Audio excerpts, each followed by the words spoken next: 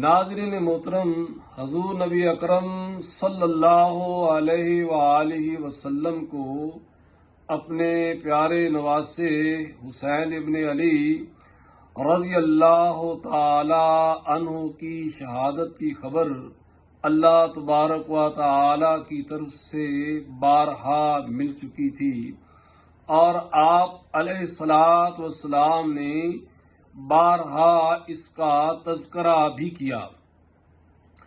آپ علیہ الصلاۃ والسلام نے اپنے پیارے نواسے کے لیے اس جان کا حادثہ اور واقعہ کربلا میں پیش آنے والے مصائب و آلام سے بچنے کے لیے اپنے پیارے نواسے کے حق میں دعا نہیں کی، بلکہ آپ چاہتے تھے کہ ان کا لخت جگر اس امتحان جو کہ نہایت ہی کڑا اور بڑا امتحان تھا، اس میں سرخرو ہو کر نکلیں اور اس حالت میں بارگاہ خداوندی میں پیش ہوں۔ آپ رضی اللہ تعالی عنہ یعنی حسین ابن علی رضائے الہی کے ساتھ ساتھ دنیا و آخرت کی عظمت و رفعت بھی حاصل کر سکیں۔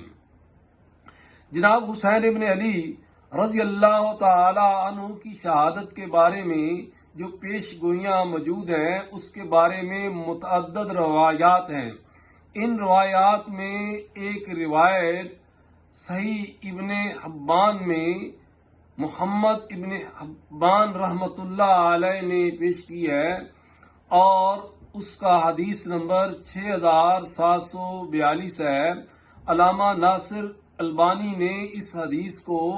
حسن لغیر ہی کہا ہے، جبکہ محدثین نے اس حدیث کو حسن کہا ہے، یعنی اس پر اعتبار کیا جا سکتا ہے۔ اور وہ لکھتے ہیں کہ ایک مرتبہ بارش کے فرشتے نے اللہ تبارک و تعالی کی بارگاہ میں عرض کی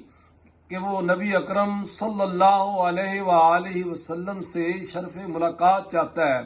اللہ تبارک و تعالی نے اس فرشتے کو اجازت دے دی۔ جب وہ فرشتہ آپ صلی اللہ علیہ وآلہ وسلم کی بارگاہ میں آنا تھا، اس دن آپ علیہ الصلاۃ والسلام ام المومنین حضرت ام سلمہ رضی اللہ تعالی عنہا کے گھر میں تشریف فرما تھے، تو آپ نے حضرت ام سلمہ سے کہا تھا کہ دروازے پر خیال رکھنا کوئی اندر نہ آنے پائے۔ مائی صاحبہ دروازے کے قریب موجود تھیں، لیکن حسین ابن علی جو حضور اکرم صلی اللہ علیہ وسلم کے بڑے لاڈلے نواسے تھے، وہ آئے اور وہ اندر داخل ہو گئے، اور مائی صاحبہ حضرت ام سلمہ رضی اللہ تعالی نے ان کو نہ روکا، اور وہ جا کر نبی اکرم صلی اللہ علیہ وآلہ وسلم کی پشت سے کھیلنے لگے۔ اس وقت اس فرشتے نے عرض کی کہ آپ اس بچے سے محبت کرتے ہیں؟ تو آپ نے فرمایا ہاں، میں اس سے محبت کرتا ہوں۔ تو اس فرشتے نے کہا کہ ان قریب آپ کی امت اس کو قتل کر دے گی، اگر آپ چاہیں تو میں اس جگہ کی مٹی بھی آپ کو لا دوں اور وہ جگہ بھی آپ کو دکھا دوں۔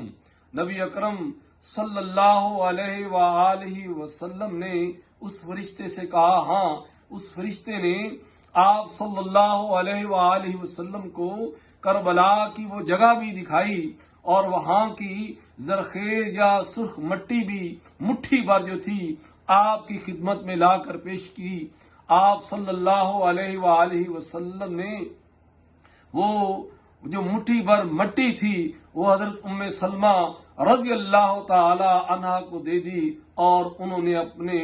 کپڑے میں اس کو باندھ لیا۔ ناظرین محترم، آپ صلی اللہ علیہ وآلہ وسلم کی یہ پیش گوئی جو ہے 61 ہجری 10 محرم الحرام کو پوری ہوئی، جو کہ تاریخ اسلامی میں